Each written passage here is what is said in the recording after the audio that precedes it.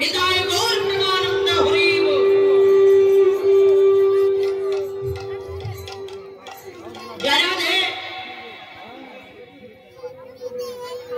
বিষয় হলো এই যে নিত্যানন্দ প্রভু এসেছে দুটি কলেবর হয়ে। হরে কৃষ্ণ দুটি কলেবর মানে দুটো দেহ ধারণ করে এসেছেন কলিযুগে। এই দুটি দেহ কোথায়? এক হলো নবদ্বীপে, দ্বিতীয় কলেবর হলো বীরভূম জেলার এক চক্রাধাম। এই দুটি দেহ এক দেহ হয়ে নিত্যানন্দ প্রভুর নাম ধরেছে। নবদ্বীপে সচিমায়ের বড় ছেলে যার নাম হলো বিশ্বরূপ, কত সুন্দর নাম, বিশ্বম্ভর, যিনি বিশ্বের ভার গ্রহণ করেন। সেই বিশ্বরূপ যখন 12 বছর বয়স পূর্ণ হলো, বিশ্বরূপ নবদ্বীপ ছেড়ে চলে গেলেন শঙ্করারণ্য সন্ন্যাসীর গৃহে। হরে কৃষ্ণ বাবা নিমাই যখন সন্ন্যাস ধর্ম অবলম্বন করলেন, শ্রীমান মহাপ্রভু যখন সন্ন্যাসী হলো তখন তার বয়স কত ছিল?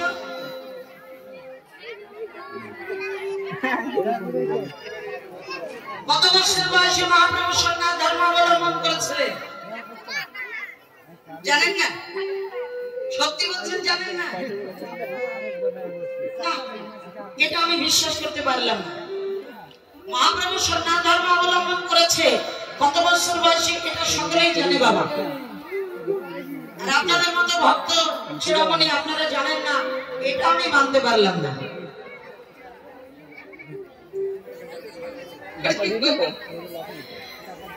মহাপ্রভু যখন সন্ন্যাস ধর্ম অবলম্বন করেন তখন তার বয়স ছিল 24 বছর। 24 বছর বয়সে মাঘ মাসের শেষ শুক্লপক্ষে প্রভু আমার করিলা সন্ন্যাস।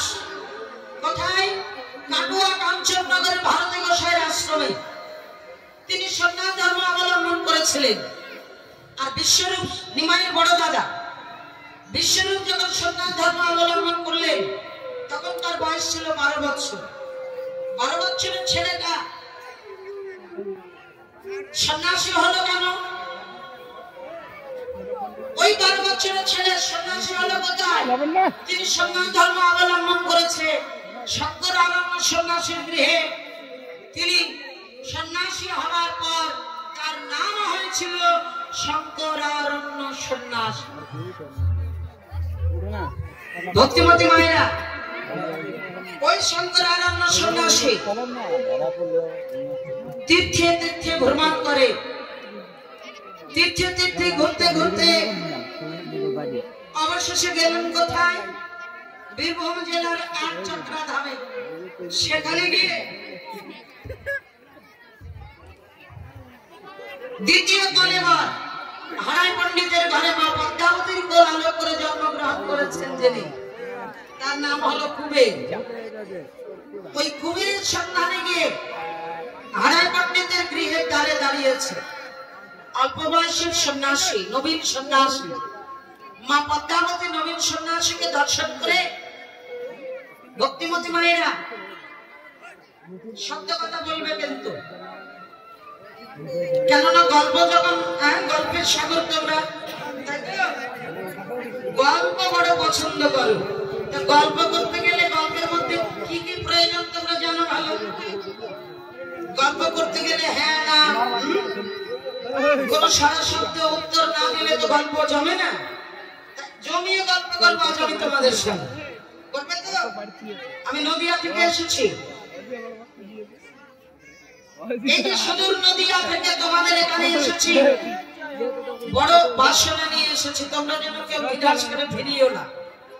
তোমাদের সন্তান তোমাদের নিজের ঘরের মেয়ের মতো করে গল্প করবে, কেমন? আমার নাম পূর্ণিমা দাসী। এই যে আমি তোমাদের কাছে এসেছি দুটো হরিকথা কৃষ্ণ কথার মাধ্যমে একটু গল্প করবো। কোনো সাধু সন্ন্যাসী যদি তোমাদের গাড়ি আসে, তোমরা কি তাকে দূর দূর করে তাড়িয়ে দেবে? দেবে কি করবে? আমাদের সাধ্য মতো সাধু সন্ন্যাসী সেবা যত্ন করবো, আপ্যায়ন হরিবল। খুব ভালো কথা মা। তো পদ্মাবতীর ঘরে যখন নবীন সন্ন্যাসী এলো, মা পদ্মাবতী বিলম্ব না করে সন্ন্যাসীকে আহ্বান করে বসিয়ে ভক্তি ভরে মধ্যাহ্ন কাল মধ্যাহ্ন ভোজন করাতে হবে। তা মধ্যাহ্ন ভোজন করাবেন, আয়োজন হয়েছে, মধ্যাহ্ন ভোজন হয়েছে সন্ন্যাসী। কিন্তু ভোজনের পর কি দিতে হয়?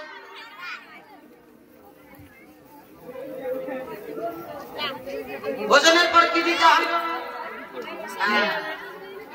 সাধুগুরু বৈষ্ণবের সেবা দিলে, সাধু সন্ন্যাসীর সেবা দিলে দক্ষিণা দিতে হয়।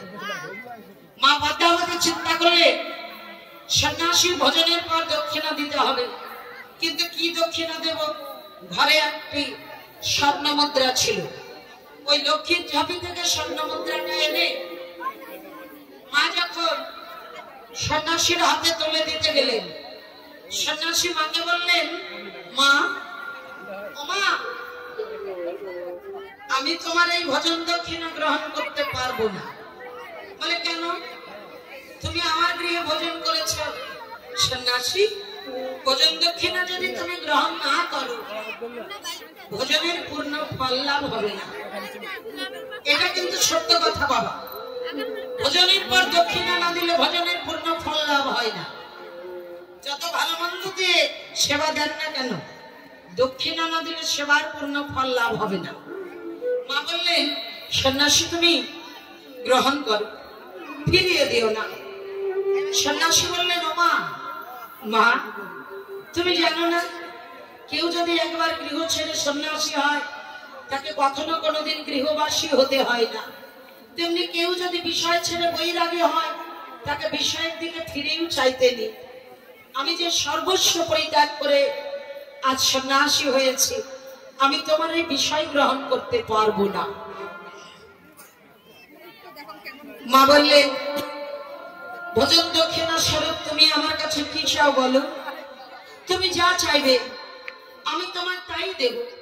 বলো সন্ন্যাসী, আমি তোমায় কি দেব? সন্ন্যাসী বললেন, সত্যি বলছো মা? আমি তোমার কাছে যা চাইবো তুমি আমায় তাই দেবে? বেশ, তবে দাও। জাগতিক জগতের কোন ধন ঐশ্বর্য বিষয় বৈভব আমি গ্রহণ করবো না। কি চাও? আমি যা চাই তুমি দিতে পারবে তোমার? বললেন, কথা দিলাম, ভোজন দক্ষিণা স্বরূপ তুমি আমার কাছে যা চাইবে আমি তোমায় তাই দেব। সন্ন্যাসী মৃদু হেসে বললেন, মা দাও। আজ আমি ভোজন দক্ষিণা স্বরূপ তোমার কাছে কি চাই জানো? ভোজন দক্ষিণা স্বরূপ আমি তোমার কাছে চাই তোমার একমাত্র নয়নের মণি, তোমার আদরের দুলার, তোমার মা বলা ধন, তোমার কুবেরকে আমায় দিতে হবে। নিতাই গৌর প্রেমানন্দ হরি বল।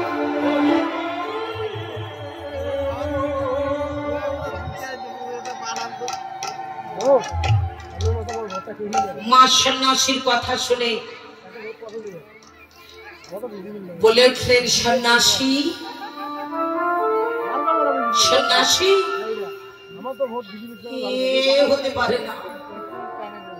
না না, আমি তোমায় দিতে পারবো না।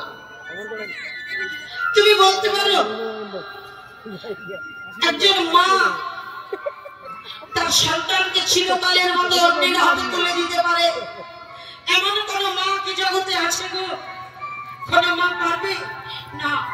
আমি তো কুবেরের মা, আমি মা হয়ে আমার কুবেরকে তোমার হাতে কেমন করে তুলে দেব? আমি পারবো না সন্ন্যাসী। সন্ন্যাসী বললেন, মা ও মা, তুমি কিন্তু আমি কথা দিয়েছি, আমি যা চাইবো তুমি আমায় তাই দেবে। তবে কেন দিতে পারবে না? মা বললেন, সন্ন্যাসী কুবের আমার ছোট্ট ছেলে,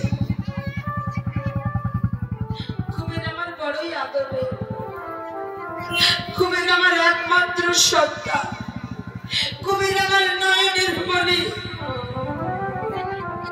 আমি কোন প্রাণে আমার কুবেরকে তোমার হাতে তুলে দেব? আমি পারবো না সন্ন্যাসী। বেশ, তুমি যখন তোমার কুবেরকে দিতে পারবে না, আমি যার অন্য কিছু চাই না গো। আড়ালে দাঁড়িয়েছিলেন কুবেরের পিতা হারাই পণ্ডিত। হারাই পণ্ডিত ছুটতে ছুটতে এসে বললেন, পদ্মা, পদ্মা, কাকে তুমি আমার সন্তান বলতে চাইছো? কাকে আমার ছেলে আমার করে বুকে জড়িয়ে রাখতে চাও? না না না, এত বড় ভুল তুমি করো না। স্বামী, তুমি কি বলতে চাইছো? শোনো পদ্মা, তুমি তো সন্ন্যাসীকে কথা দিয়েছো, তাই বিলম্ব করো না। সন্ন্যাসীর কথা উপেক্ষা করলে সন্ন্যাসীর চরণে যে অপরাধ হবে, আমরা যে অপরাধী হয়ে যাব। পদ্মা, তুমি দিয়ে দাও সন্ন্যাসীর চরণে। হ্যাঁ, কুবেরকে তুমি সন্ন্যাসীর হাতে তুলে দাও। স্বামী, আমি যাব, আমি যেমন কুবেরের মাতা, তুমি তো আমার কুবেরের পিতা। আমি মা হয়ে আমার সন্তানকে আমি দিতে পারলাম, তুমি কেমন পিতা গো? তুমি পিতা হয়ে আমাদের কুবেরকে সন্ন্যাসীর হাতে তুলে দিতে বলতে পারলে? তুমি বলো না স্বামী, আমি কেমন করে আমার কুবেরকে সন্ন্যাসীর হাতে তুলে দেব? পদ্মা, এটা আমার আদেশ, তুমি দিয়ে দাও। কেন জানো? কুবেরের যখন জন্ম হয়েছিল, ও বাবা, তখন আমি কুবেরের গোষ্ঠী বিচার করেছিলাম। ওর গোষ্ঠীতে লেখা ছিল, কুবেরের যখন 12 বছর বয়স পূর্ণ হবে, কুবের চিরকালের মতো এই ঘর ছেড়ে চলে যাবে, আমাদের ঘরে থাকবে না। দিয়ে দাও, বিলম্ব করো না। মা আমার দুটি নয়নের জলে বক্ষ ভাসায় কাঁদতে কাঁদতে কুবেরের হাতটা ধরে সন্ন্যাসীর হাতে তুলে দিতে যাচ্ছে। কেন জানো মা? যারা প্রতিব্রত রমণী হয়, স্বামীর আদেশকে লঙ্ঘন করতে পারে না, স্বামীর আদেশ মতো